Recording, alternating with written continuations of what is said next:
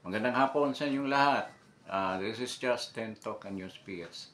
Magandang hapon din sa lahat nating mga kababayan na nasa abroad. Good afternoon sa inyong lahat. Nandito kayong sa Justin Talk and News PS. And before anything else, I would like to request makilambing naman ng konti, paki-subscribe sa channel na to. Then, try to like. I-like ito kung gusto talaga ninyo yung video na to. Press like and then share. Share it doon sa mga friends ninyo, mga kamag-anak ninyo. For this afternoon, we will be talking about, this is taken from the last interview ni BP Sara. This was not fully discussed in other sites, but today we will try to discuss this thoroughly. Kaninang hapon din nagkaroon ng press conference, ay hindi pala press conference, ano pala yon, interview with the spokesman of the NBI, si Attorney Jess Andres. Kasi this is relevant to the statement of VP Sara in her previous press conference. So, itong statement kasi na binitawan ni Attorney Andres, yung sinabi niya na yun din ang binanggit ni VP Sara, na a threat is a threat, na despite whatever reason for how to interpret doon sa mga words na sinabi ni Inday that entails daw grave threats, threat pa rin daw yun. So, there is no qualification about kung talagang it has full intention of doing what BP Sara said during that interview with the bloggers, with the social media bloggers. Wala nang question about that. But first, gusto kong ibalik yung sinabi ni BP Inday with regards to the subpoena that pinapadala sa kanya. Kasi doon, hindi nga siya umaten nung araw na iyon dahil nga galing sa kanya, bakit daw siya atin sa isang hearing na alam naman natin kung ano ang maging result. It will not be favorable to her. Kaya nga sinabi niya na bias ang NBI. Ngayon, ang very telling words na sinabi niya na nakakabigla,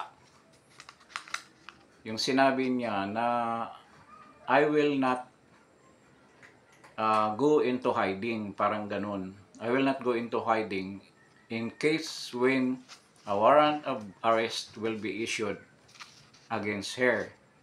Hindi siya magtago, hindi siya alis ng bansa, with the principal main reason that nandito nga yung mga anak niya. So, ayaw niya mahiwalay sa mga anak niya. As much as possible, kahit ma-detain daw siya, dito pa rin siya sa Pilipinas. So, if you can imagine, what is in the mind of our Vice President, she is preparing for the worst scenario to come. So, ito na nga yung pinaka-worst scenario that will happen, na she will be jailed for these cases, for these charges that is prepared by the NBI, and she is assuming already that probable cause will be makuha ng NBI in this case that will lead to her arrest. Kasi kailangan muna mayroong probable cause ang charge nila against BP Inday, which is ang charges grave threats. From these grave threats, dahil nga daw ang tinitreaten ni BP Inday are in the highest position of the land, holding the highest position of the land, which is the President, the First Lady, and the Speaker of the House. It entails the violation of the anti-terror law. So, yun ang point ng NBI. At sinabi pa ng NBI, yung threat ni Inday is a conditional threat. Aminado sila, that's a conditional threat. Gagawin lang niya yun kung mamamatay rin siya, kung ma-assassinate siya. But they are assuming na, kasi sinabi daw ni Inday sa katapusan ng what she said, na patay niya yung 3 tao na yon, na hindi daw yun joke. Hindi daw yun biro na statement. Merong burnout out yung anchor na sinabi, what if nagjo-joke lang si BP Inday? Paano nyo ma-prove na talagang nakipag-usap siya ng isang assassin? Dahil daw, sinabi ni BP Inday, they will try to find out kung sinong kinausap niya. So, on this point, this is very dangerous. Kasi alam naman natin what happened to a lot of persons that were charged with murder like BP Bantag, DG Bantag, Arnie Teves. Nakita naman natin yung mga witnesses na produced on those hearings, on those charges. Di ba mga questionably yung mga witnesses na yon na they produce? So, in this case na i-charge nila kay BP Sara, hindi kaya meron na namang mag-appear na isang witness, self-confessed assassin, na sabihin siya ang inutusan ni BP Inday? The probability is very high kasi alam mo naman natin kung paano sila mag-twist ng situation, ng reality. So, with the way the spokesman is talking, parang sigurado siya na that there will be more evidence daw to convict BP Sara. Now, they will unearth evidences that will certainly parang ang sinabi niya na parang certain siya na ma-charge nila ng violation of the anti-terror law. So, nakakatakot yan. Hindi naman natin alam kung totoo ba yung sinabi ni Inday o just to measure kung anong reaction ng mga tao na alam niya na nagtitreat sa kanya. Kasi yung mga threat, matagal na nangyari sa kanya. Kaya one way of stopping them is to let them know that she's prepared and she's also preparing for retaliation in case kung anong mangyari sa kanya. So yun ang klaro. Ngayon, i-unearth daw ng NBI kung sino yung assassin na yun. Hindi kaya biglang ulitin ko yung sinabi ko kanina, biglang magkaroon ng witness that will present himself as the assassin na inutusan ni BP Inday para talaga madiin si BP Inday, then ultimately ma-detain siya. Because this case has, you should remember that this case is not a bailable case. Hindi ka pwede mag-bail sa violation of anti-terror law. So, yun ba ang target nila na i-incarcerate si Inday para hindi na siya makagalaw? So, papunta yun doon sa intention na magiging pilay si Inday. It will paralyze his operation as Vice President and for the preparation for her candidacy as president of this country in 2028. So parang nababasa na natin kung saan papunta itong kaso na to. Kasi sa tingin ko, the impeachment cases na sinampa ng mga leftist, ng mga komunistang leftist, ng NPA, NDF, CPP, NPA, NDF, parang malabong makalusot sa Senado. Dahil nabalitaan natin na the move to remove Escudero is one of the sign na solid yung senators that are backing up Inday Sara. So, kung matuloy man yan o hindi man matuloy, there is a number already para sa support na ibibigay nila kay BP Sara in case magkaroon na ng trial sa Senate as a tribunal. So parang hindi siya makalusot with this development. At pwede pang madagdagan kasi it needs only 8 boto from the senators to prevent an impeachment and to convict Inday in this impeachment cases. So they are planning another venue, which is ito yung another way na para mahirapan si Inday through the DOJ. Kasi nakita natin ulitin ko lang, kay DJ Bantag, kay Pastor Kibuloy. Kay DJ Bantag na lang, sino bang mga witnesses doon? Mga kriminal din, di ba? Na ganito, ganyan, nakita nila. In fact, yung isang colonel na aide ni DJ Bantag, si Suluita, namatay na ngayon. Sabi nila, through heart attack, but it was a very suspicious death.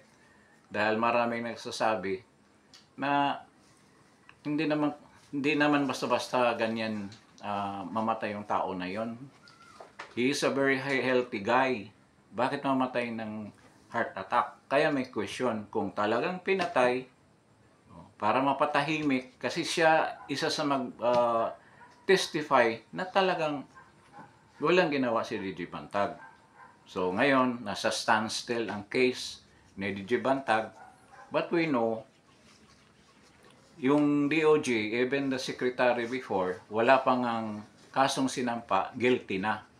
So it is very justifiable for BP Sara to say that yung NBI, yung Department of Justice is biased. So because NBI is under the administration of the Secretary of Justice, it is very clear to say that all NBI is doing is under the tutelage of the Secretary of Justice.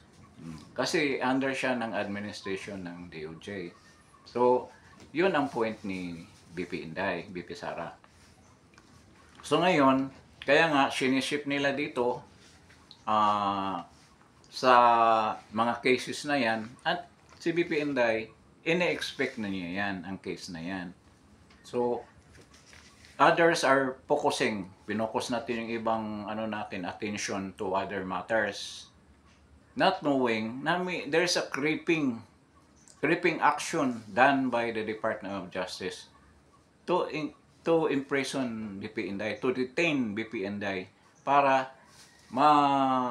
ma-curtail na yung mga moves niya with regards to her candidacy, to her work as a Vice President, because nakita nila ng pagiging Vice President ni BP Sara ay napaka-effective at yan ang nagbigay ng more prestige sa kanya as a government worker.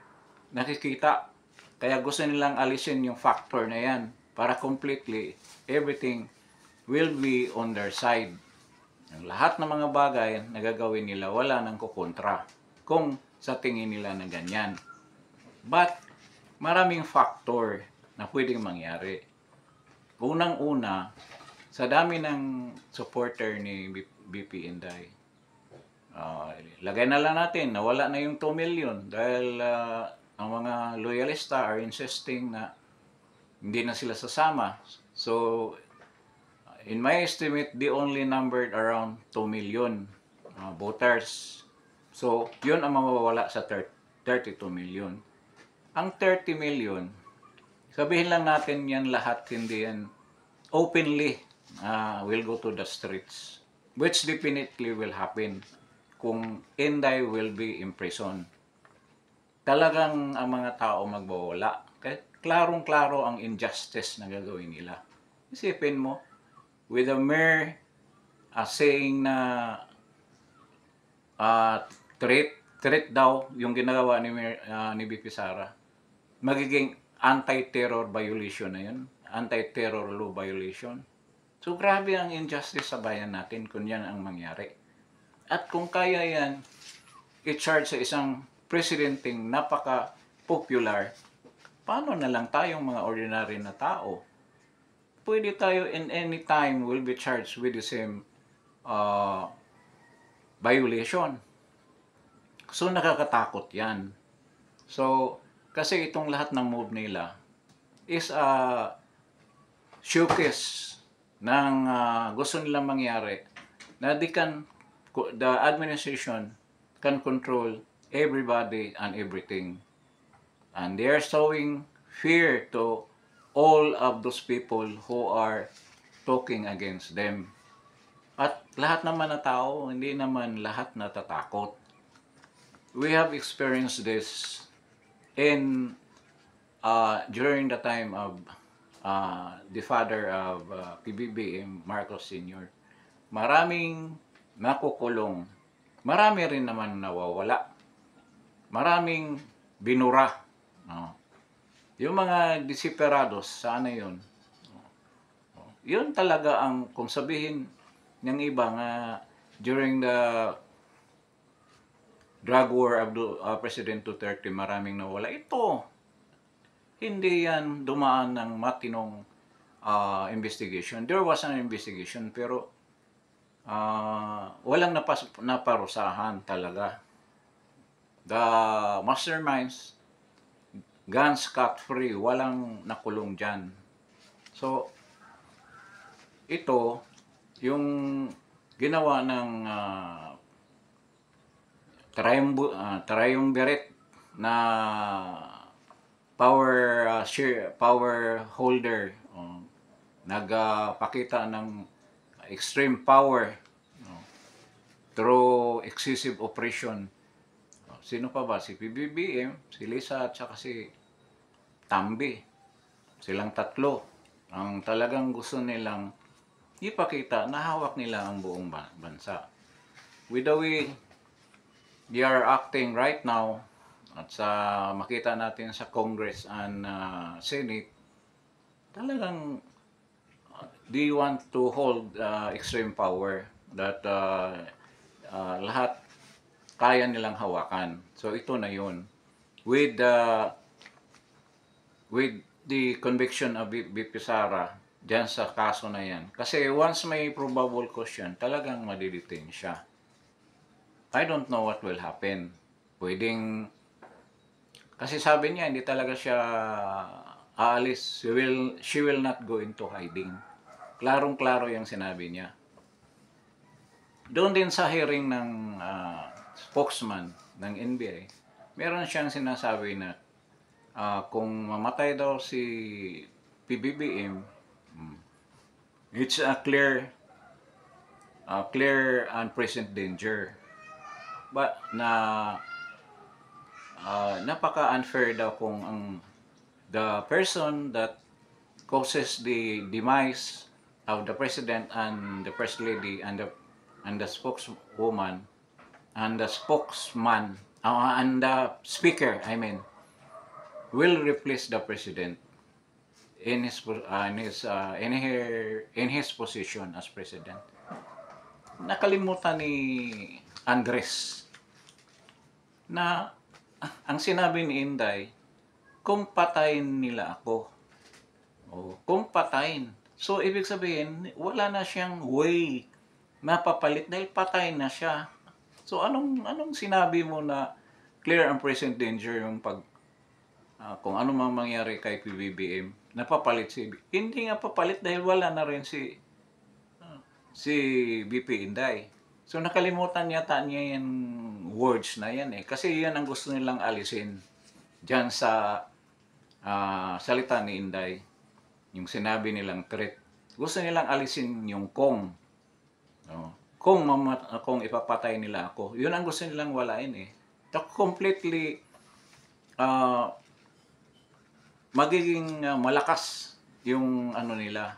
Gusto nilang isampa na kaso kay BP Inday. Pero lahat na tao nakarinig ng ganyan na merong kondisyon. Nakalimutan niya yan. Nakalimutan niya banggitin. Bakit sinabi niya nga it's unfair daw na papalit yung vice president na sa isang presidente dahil siya ang succession, second in succession, na papalit daw doon sa presidente na ganyan ang gagawin. Nakalimutan mo yung sinabi. Baka ano lang siya. Tapos yung sinabi pa niya na hindi lang dyan daw sa words ni Inday na yung mga threat na sinabi niya. Siya nga nagsabi na threat is a threat. Walang pagkakaiba kung paano mo sinabi, kung anong premise sa pagkasabi mo. Basta threat is a threat. Yung sinabi ni Inday yan. Kaya galing sa kanya yan. Galing kay spokesman. Ngayon, sinabi rin niya na magkalap daw sila ng ebidensya. Kaya nga, isa sa minention ko yung regarding doon sa assassin, magkalap daw sila ng ebidensya, not only yung evidence nung sinabi ni Inday. Kasi daw, after daw nung what Inday said in that interview with the bloggers, marami daw succeeding events that happen. So, ano yung succeeding events? Ano kaya yun? Na yung he mentioned about the rallies. Yung rallies na yun daw. So, parang sa reading ko, sa basa ko doon sa, gusto nilang ipahiwatig na to follow up doon sa sinabi ni BP Inday. There were people that are already planning doon sa sinabi ni Inday. Kasi lumabas nga itong mga rally doon sa veterans. Yung rally sa veterans are not intended for what Inday have said. Kung hindi doon kay Attorney Zuleika Lopez. Kasi sobra ang operasyon, sobra ang contempt, ang pag-aapi ng committee para makontempt si Attorney Lopez. Hindi yun dahil sa sinabi ni Inday. Kasi yun ang gusto niya i-imply. He is implying na there were events na shall we say, that will aid into that statement na mayroong sumunod sa mga sinasabi ni Inday with regards to the threats. Yun ang gusto niya, and they're trying to find out daw. Kasama na rin yung EDSA rallies. Siguro, yung ano ko lang, haka-haka lang naman to, hindi naman to totoo. Sa tingin ko lang naman ito, baka they will try to find somebody na mag-attest na yes, part of the plan is to conduct all these rallies para to initiate doon sa threat ni BP Sara. Parang ganun. There's a scenario that they are planning to create a scenario. So malalaman na natin to, yung sinabi ko, sabihin ko na naman na hindi ito totoo, haka-haka ko lang to. Baka mangyari yan. Yung ganyang scenario later on. We don't know. Pero sa the way reading between the lines doon sa mga sinasabi niya, parang ganun eh. Na ano raw, baka yung mga follower ni Inday susunod na ganyan doon. Kaya doon sila, yung mga security officers nila ay naghahanap ng ganyang evidence para nga isama doon sa ebidensya na nakalap na raw nila with regards to the case that they are going to file, which is the most prominent one is the violation of the anti-terror law. So parang ganon. Talaga nagbi-build up sila. Nagbi-build up sila ng kaso. No? Sa lahat na avenues, hinahanap nila. Tapos sinabi pa niya, there should be reasonable certainty for a conviction. Oh. Ibalikan ko yung mga kaso nila. Was there any reasonable certainty for a conviction? O, talaga. Kasi yung ibang mga witnesses doon, hindi natin maarok kung gaano katotoo yung pinagsasabi nila. What are their conclusion? Kaya nga sinama nila yung mga witnesses na yan para talaga they are certain na makonvict si DJ Bantag at saka si Congressman Tibes. Ganon din ang gagawin nila kay Inday. They will make certain daw, not only on what BP Sara has uttered in that interview, but other things. So they are assuming talaga na si BP Sara talagang nag-hire na ng assassin. Yun ang delikado. Baka nga biglang may susulpot. Then, bigla mag-testify na ito, talagang sinuhulan ako, ni ganito, ganyan. Ito haka-haka lang to ha. Hindi ito totoo. Ano lang to. Imagination lang natin na para gagawin yung gusto niyang gagawin. Di ba? Posible mangyari. Kasi we should come up with a reasonable certainty for a conviction bago nila i-file yung kaso daw. Nakasigurado sila na talagang by the words reasonable, paano mo ma-iwi kung reasonable ba o hindi? It's up to the court to decide kung reasonable. Sa bagay, mga abogado naman kayo, you have the idea kung what is reasonable and not reasonable, pwede nyo isang pa sa korte yan. Then ang judge na ang mag-decide. Sa itong kaso, is a very weak case. Maraming abogado nagsabi, weak yan. Kasi nga yung declaration ni Inday, yung sinabi niya na isa conditional threat. Paano mo baliin kung sabihin ni Inday nagbibiro lang siya? Kahit na sinabi niya, joke-joke lang yan. Pero sinabi niya, hindi joke yun. Sinabi ni Inday. Paano ma-prove na totoo? Sinabi rin ng spokesman, makita naman ninyo na totoo eh. Ganun ba? Ma-determine mo ba na totoo yun by merely witnessing or seeing it in television na yan ang sinasabi niya? Or in social media? Na totoo yung sinasabi niya? Ganun ba yun? Kasi binigkas niya yung Latin words. Hindi ko na lang anuhin, baka magkamali ako eh. Kung ano yung sinabi niya. Na sa tingin mo pa lang, with what you witness, talagang ma-prove na talagang totoo yung sinabi niya. Kayang baliin yan sa korte, yung mga ganyang words. Pero, despite of all the weakness, gaano ka-weak yung mga accusations, mapailusot pa rin yan. Kasi, hindi naman talaga sa tingin ko, ang intention nila is to completely convict BP Inday. Sa kanila lang na ma-paralyze si Inday in her operations. Na hindi na siya, ma-detain na siya siguro Baka mangyaring alisan siya ng lahat na gadgets, pati TV, alisin sa kanya, pati cellphone. Oh, 'yun ang gagawin sa kanya. Oh, 'di ba? O si Dilima binigyan na halos lahat. May computer, may cellphone, lahat. Mayroon pa mga post si Dilima na nasa loob na siya ng kulungan. May mga post pa siya sa social media. So, nakita natin ang sitwasyon is going to that direction. And DOJ is pursuing that direction. Paano nga lang, no, minsan naisip mo, bakit kaya hanggang ngayon, si Boeing ilang beses na yan halos madali.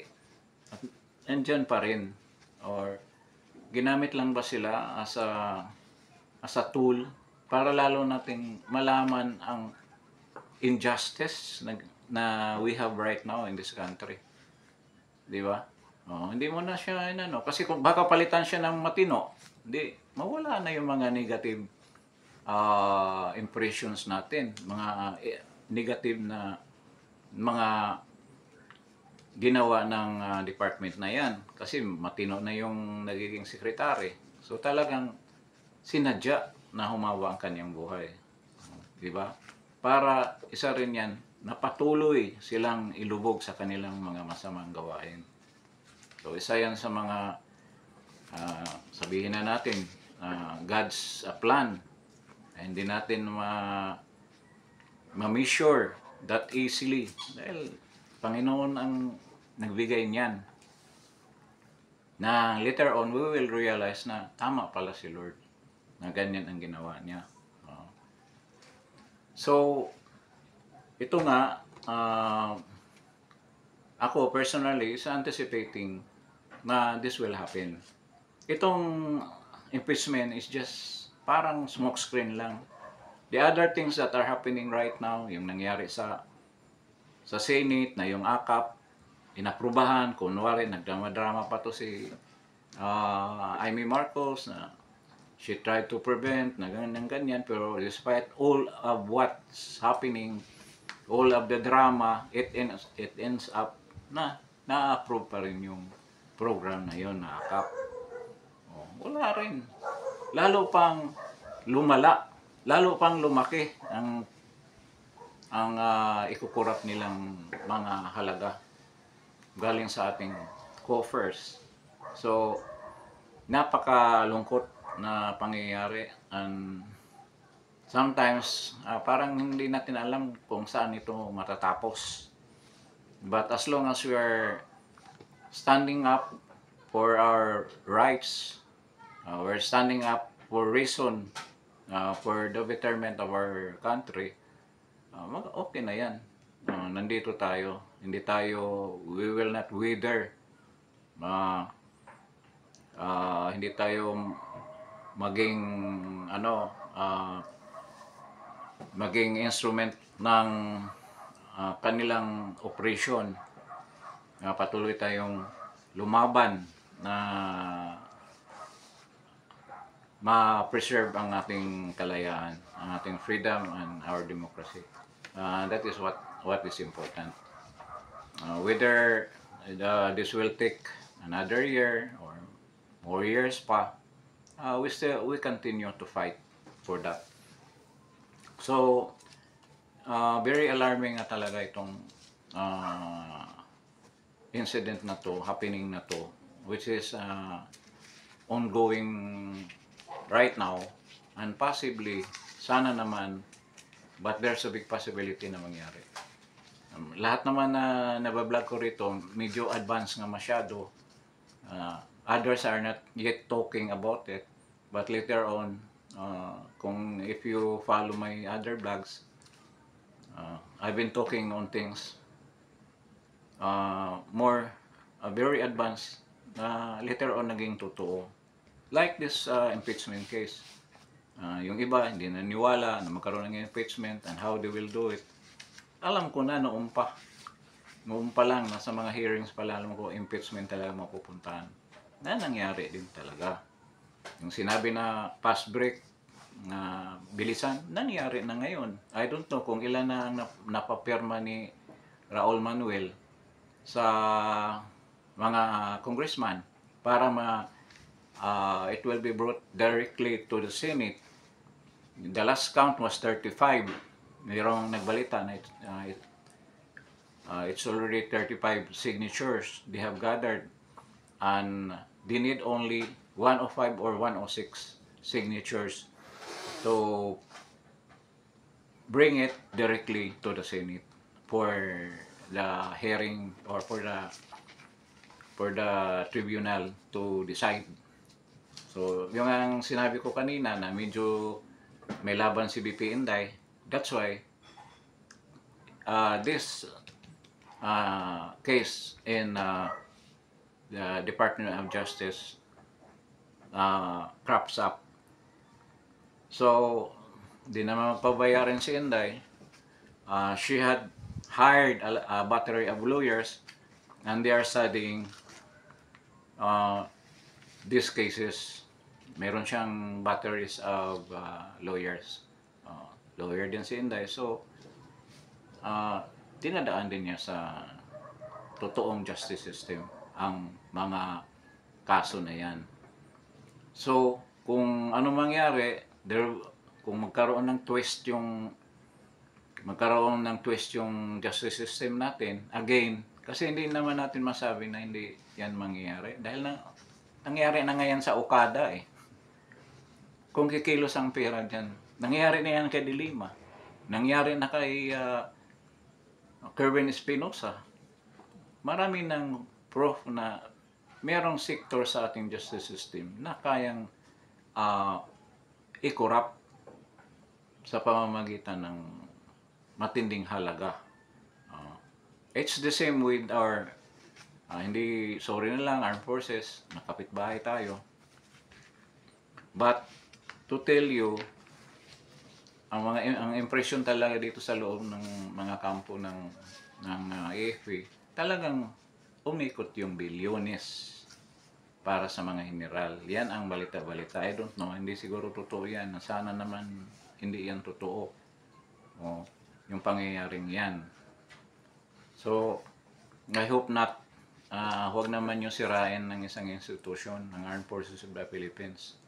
Ilang bisis na ngayon nasira eh. Kapanahon na ni President Marcos Sr. Sirang-sira noon ang ating mga kasundaluhan dahil sa pangyayari doon sa Mindanao na maraming mga brother Muslims natin ang talagang dumaan ng paghihirap, ng kamatayan dahil sa abuses ng military. Ngayon, pumasok si President Duterte na ayos na sana, medyo gumanda na yung reputation ng ating Armed Forces of the Philippines, but because of the present situation, the present commanders na may dala nitong institusyon na to, nagkaroon ng bahid ang kanilang reputasyon. At sana naman hindi tuluyan itong masira. Kaya it's time for you to decide kung paano maayos nito. Kasi it's mandated by law na kayo ang nagproprotekta sa mga tao at nagprotekta sa ating konstitusyon. Kahapon lang o kanina, ano nangyari kay Wilkins Villanueva? Na-contempt. The irony of it all, ang nag-contempt sa kanya ay dating rebelde, dating hitman ng Alex Bugcayo Brigade. Ganon din nangyari kay Castro, kay Manuel. Sino ba nagsasampa ng impeachment? They are rebels. Maraming kasalanan sila sa bayan at ngayon sila na ang humahawak ng gobyerno natin. Kaya nga ang tanong, ang mga teroristang ito, sila na ba ang may hawak ng bansa natin? Under the protection of the Speaker of the House. Paano na tayo? With that realization na ganyan pala ang nangyari sa bayan natin, na hinahawakan na tayo ng mga dating rebelde. At rebelde pa rin hanggang ngayon. Anong gagawin ng AFP? Yung kalaban ninyo, nandyan sa tabi ninyo, you're sleeping with the enemy. So anong gagawin natin? Pabayaan ba lang natin yan na mangyari? Kasi hindi talaga kayo magising kahit anong gagawin ng mga tao. I don't know kung anong mangyari kay BP Sara, baka dyan na kayo magising. And I'm hoping that will happen in the near future. So napakakulay siguro ang mangyari next year kasi ang DOJ is planning to file all these cases, all these charges against BP Inday early next year. So medyo double time sila ngayon up to the end of the year para makulate nila all the evidences that will strengthen their charges against BP Inday. Yan ang sinabi nila. So next year, this will be a very colorful year. I don't know kung patuloy pa rin ang I'm sure patuloy pa rin paghihirap ng mga tao. At I hope na hindi pa titindi ang operation na gagawin ng admin na to against his own people. So with this for this afternoon we will be ending this topic. I hope everything will be going to the right direction. We are always hoping that it will happen. But let us remember na nasa atin rin yung responsibility to protect our freedom and our democracy. So let us be proactive. Let's join mass actions that is geared towards this intention. So maraming salamat sa pagdalo ninyo sa channel na to, and I hope you will like, subscribe, and follow this channel. Paki-subscribe lang, kahit pa isa-isa. So thank you very much for coming over, and see you in my next vlog.